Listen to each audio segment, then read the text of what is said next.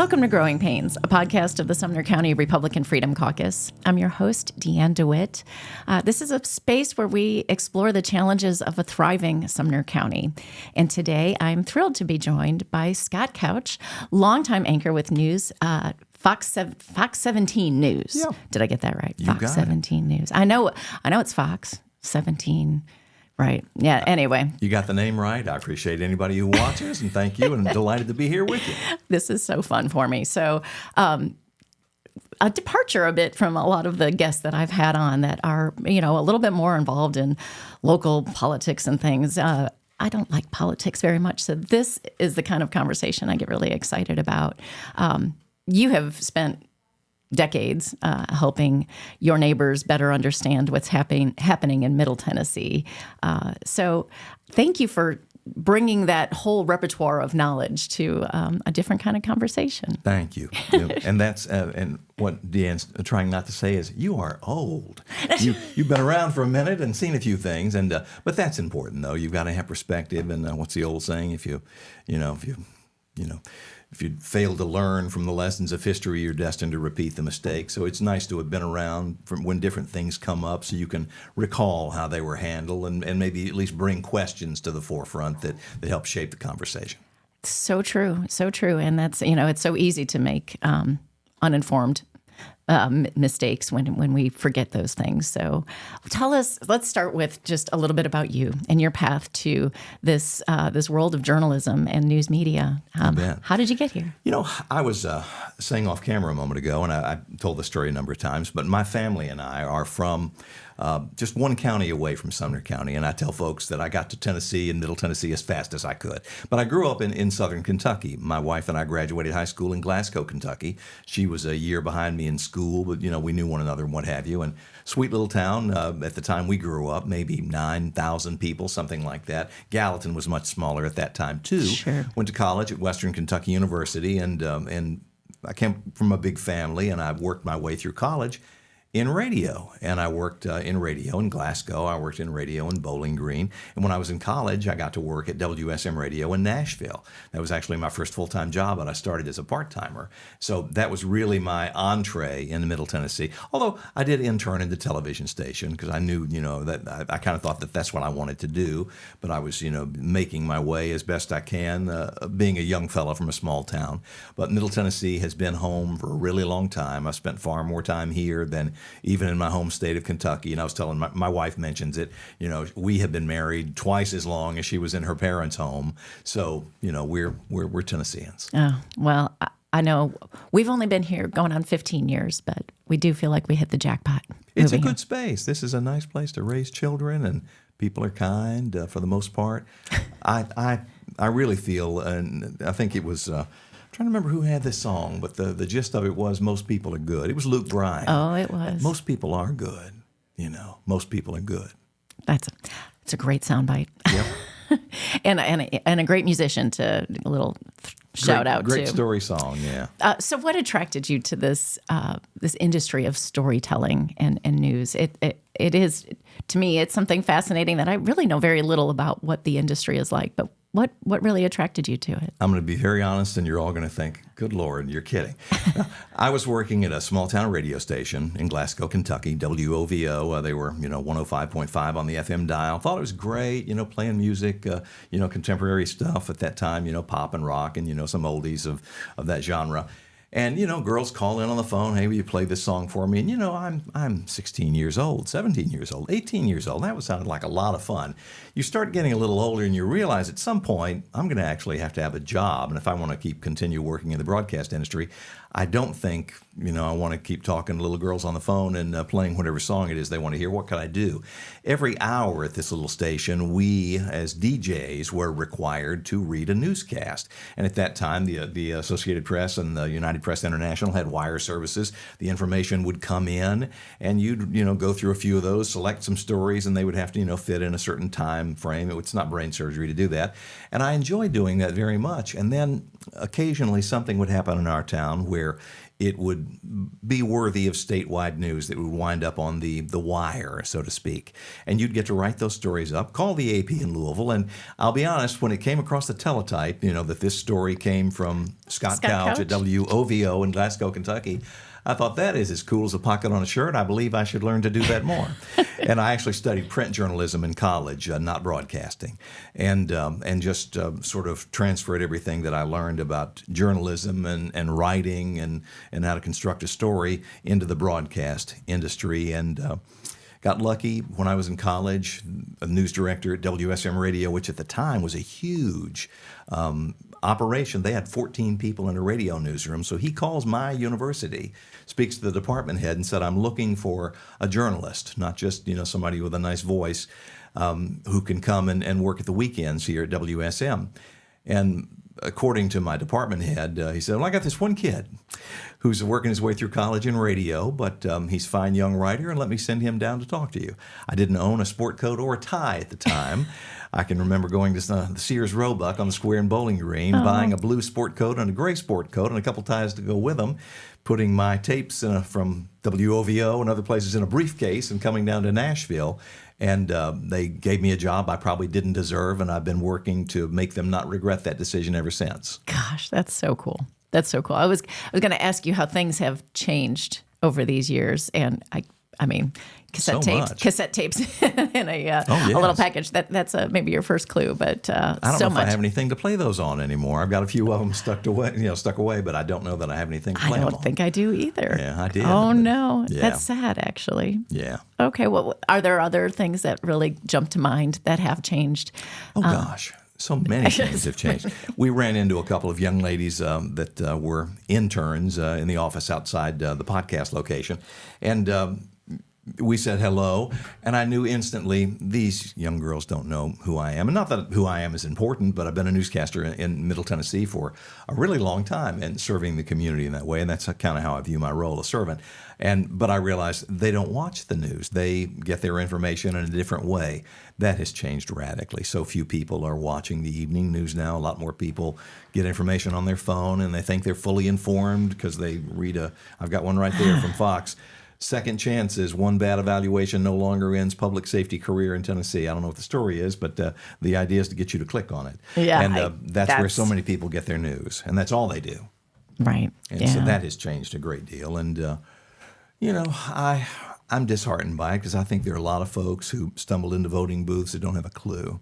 They don't know who any of the candidates are. They don't know who their county commission rep is. They don't know who their city council person is. They don't know who their state senators are. They don't know who our United States senators are. You can show them a picture of the vice president and then go, yeah, I don't know.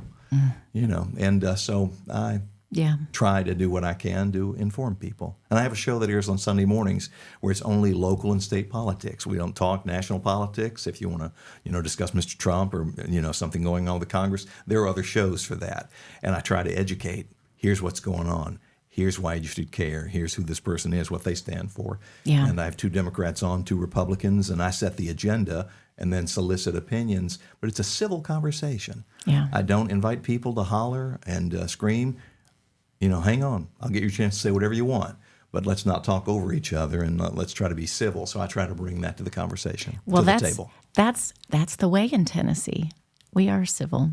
Sometimes. Sometimes. But we have to model it. And so it's a great segue because I was thinking ahead of this that, media, news media, it's kind of come under a lot of scrutiny in recent years. You bring a brand of magic that just embodies the credibility that we deserve. But why is that? How did that come to be? And why do you know that? That's so important, the credibility. So do you think that is just part of your DNA and something that will never change despite the pressures that we face? Well, it's an interesting question, and I'll tell you again, I'm an old-fashioned journalist. I do things old-fashioned way. When I go to meetings, I have a legal pad. Take notes. Not that I don't own a phone, not that I don't know how to use it, but I don't take notes on a phone. I just have a pen, always have a pen. If you need one, I've always got a pen. And I might look like this, and you don't realize I've got a legal pad stuck in the back of my trousers. You and, do? Not right now, but if I'm going to a meeting, Sure.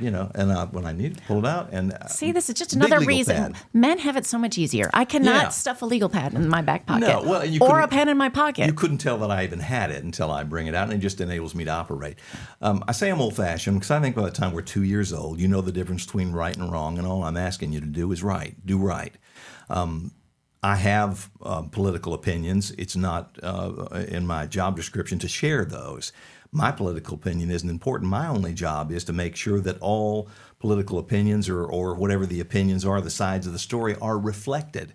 It's not hard to do right. I may totally disagree with you, but I respect your right to say what you think, explain your point of view. I can explain that to others, and then I give my viewer a great deal of respect. They don't need me to tell them what to think. I just have them if I give them information, they can figure out what to think all by themselves.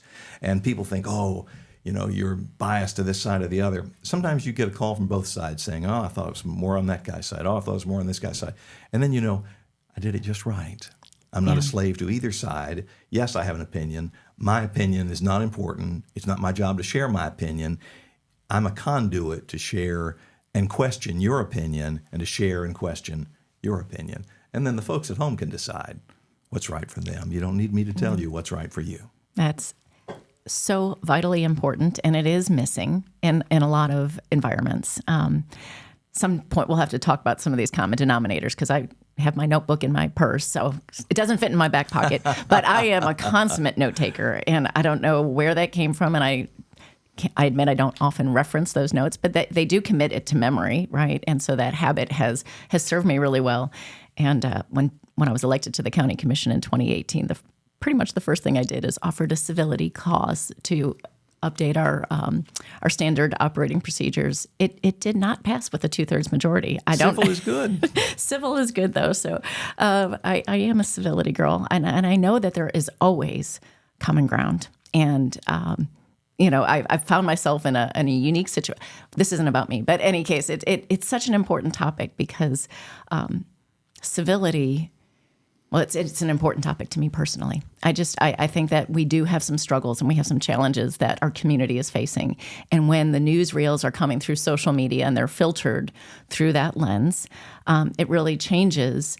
It changes perceptions. I was about to say it changes the facts because when it's stated, it becomes its own little version of fact that people don't know how to discern. And that's just a treacherous situation we find ourselves in. But I'm just so honored to have a conversation with somebody that has such a strong moral compass along these lines. It'll take you a long way. Well, it would shock nobody that at one time I was a Boy Scout, and you learn kind of early on, reputation is what others say about you, but character is what you bring to the table when nobody's around and nobody's watching. Do you take that? No, we don't take that. We're not thieves. It's wonderful to have a great reputation, but there are a lot of rascals that have great reputation. People just don't know who they really are. I'd say that's the kind of soundbite we want to save, but maybe not.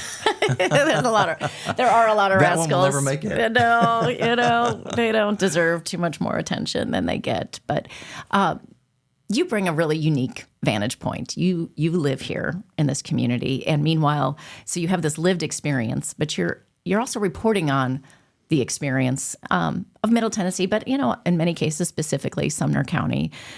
So as you have processed that both as resident and now conveyor of information, what stands out to you about some of our opportunities or our challenges, or both?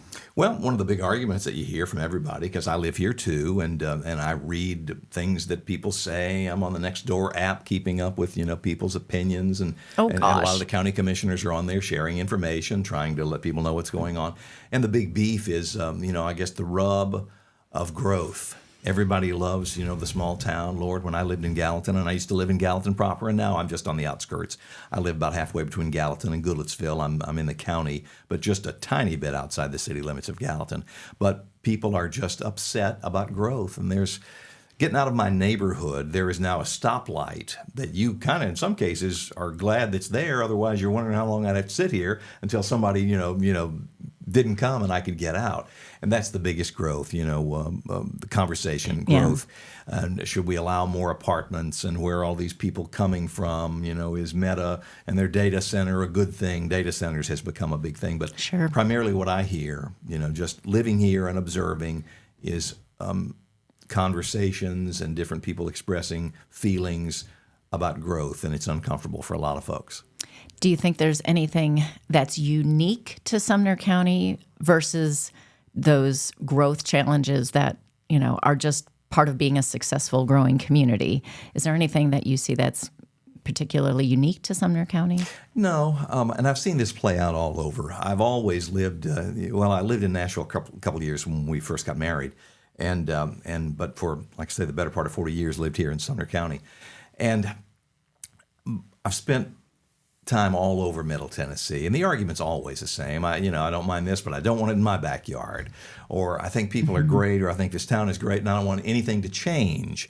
And it's just not the reality. All of Middle Tennessee, with the exception of Robertson County, has not yet exploded in the same way that a lot of the other counties have. So that's where I know it's going to go. One of the next places. It'll continue to blossom Sure. here. But, man, I remember there was 18,000 people in Gallatin. Now there's like 54, 55. Right. That's double. I remember when Nashville, Highway was 2 lanes. I remember when 65 was 2 lanes, north and south. And it has grown, and it's uncomfortable. I feel it, too. It takes me longer to get places. I don't appreciate it taking me 20 minutes to get to the town square in Gallatin, but it pretty much does these days, Yeah. if there's stoplights. And people are just feeling the pinch of that, and because with growth, comes cost, roads, schools, and the like. And from that, the challenges of a thriving Sumner County. So there are these highlights that make us look forward to the benefits of what those challenges bring. So are there any favorite things that you have seen that have happened in your community that really offset the frustrations that you might experience from traffic? Sure. I'm heartened by the revitalization of the square downtown. I'm going to have lunch with my wife downtown at whatever Sweetie Swift's has become.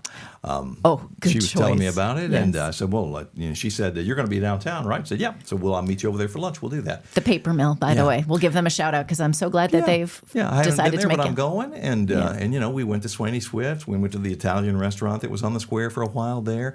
We like to support local. I spend my money when I can. I think you've heard me give voice to that, at public Sure. meetings. Yeah. This is where I live. I've got a child in Sumner County schools. I choose to live here. I don't have to live here. I like the people around here. I think that the people of Sumner County are somewhat unique, generally kind, do the right thing every chance they get. And while there are disagreements, we're not as disagreeable as some places, and I appreciate that. But I really do. I love what they did with the library. We got a great downtown library. Sure. And I love the businesses around the square, and, Govan's, gathering place, coffee shop, and Henry and Angela, cutting hair and stuff over there. Just great folks, just kind of the fabric of the community. Roy Alexander with General Tire employs so many people. I so appreciate, what he does, and the small businessman. And a steward of this community in so many ways. Yeah. Including the Boy Scouts. Yeah. And I'm not as big a supporter of the Boy Scouts as I am of Roy Alexander. Roy loves it, and I love Roy. And so, yes, I was a Boy Scout, and yes, I think a lot about it. But when I come or donate my time, I almost do it to honor him and his contributions to this community, and that's just my heart. Yeah. Well, that is part of the magic that I mentioned earlier that you bring. It's part of the credibility and everything that we see on the other end of the screen, but it's because of that heart. And gosh, again, what a special opportunity. Are there, as you've collected all these stories, is there a certain brand of stories that you wish got more attention from news media? I think the viewer today, or the consumer of news, has more stories available to them than they ever did. And I'll give you an example. 40 or so years ago when I started in the news business, homicide was a big news item. There was, channels 2, 4, 5. There was no 17 at that time when I got going. And there'd be a homicide, and we'd all be live over there telling every intricate detail about it. But the fact of the matter was, you didn't know the person who was killed. You didn't know the person who did it. And you probably never heard of the street that it happened on, because Nashville's a big town, or these other places are too. But we did a lot of that. And there was a lot of crime that I think might have given people a sense that we lived in a more dangerous place than we do. And you said you operated in the Chicago area, and they I hear tell they got a lot of crime up there that makes the news.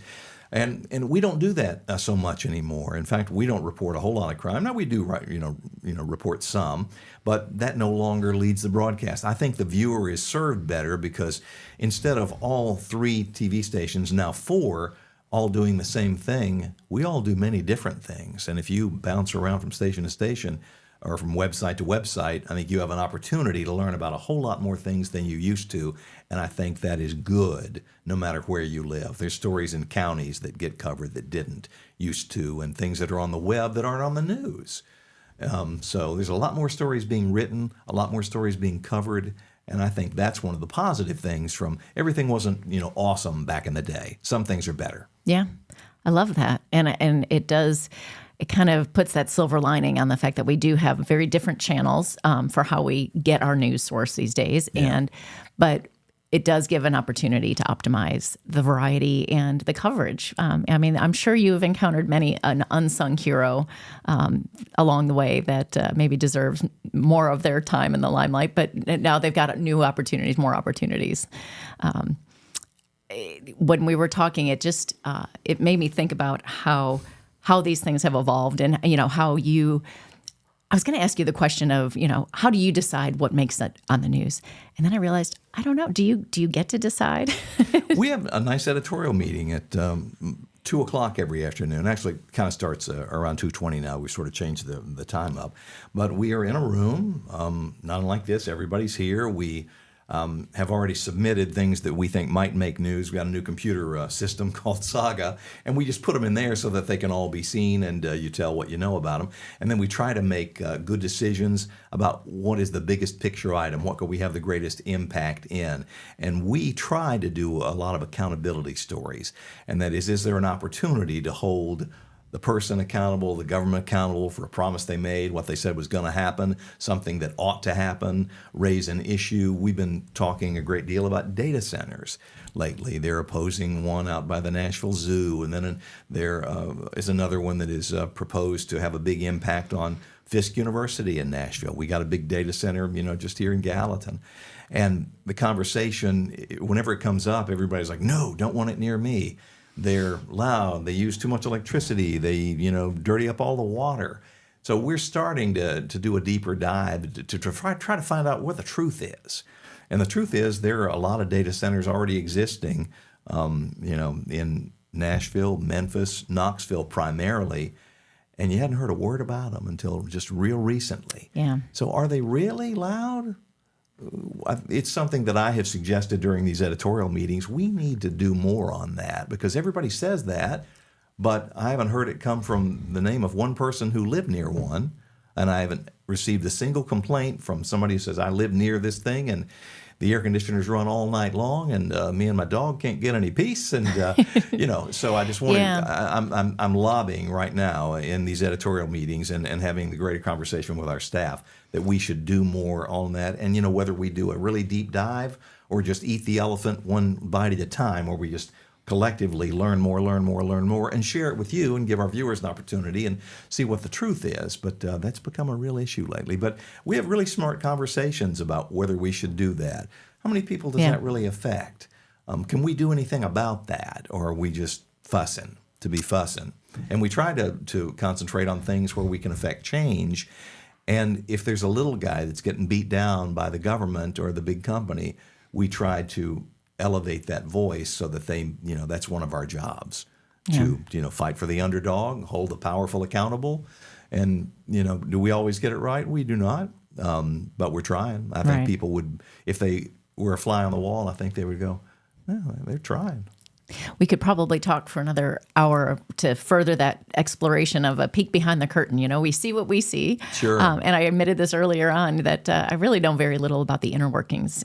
Certainly I've had plenty of conversations with reporters and things over time, but how it really all comes together and the prioritization and that thoughtful process. It's a craft. It's encouraging. It's a craft, like making pots. You get better by doing it. People think, I went to so-and-so university and I got my master's degree. And you haven't spent any time writing any stories. You haven't been to any public meetings. You don't know how, back in the day, they used to have this sort of commercial that was in cartoon form that would tell people how a bill became a law. It's a process, and it's very fascinating. And to actually have a front row seat to that, whether it be the Metro Council, the state legislature, it's really something to see, to be a part of, and to learn how you can impact change. Yeah, fantastic. Well, we're going to kind of wrap this up. As you certainly have been reporting on and celebrating the things that have happened in Middle Tennessee for a long time. What gives you hope for the future of this region? Really the moral compass of the people who live here. As I say, I truly believe that most people are good, and that given the opportunity to do the right thing, most people will do the right thing every time because it's the right thing. And I'm encouraged, despite the fact that we're growing, that hopefully we can, hang on to the character of our communities that make things, special, and that's being kind. Hopefully listening to one another, respecting the other person, because you may see them in church on Sunday, and God loves them too, promise. And so that, gives me some hope for the future as we continue to grow, because we're not going to stop that. No, we're not. Perfect. Thank you so much, Scott. I appreciate your time and absolutely love this conversation. My pleasure. Until next time.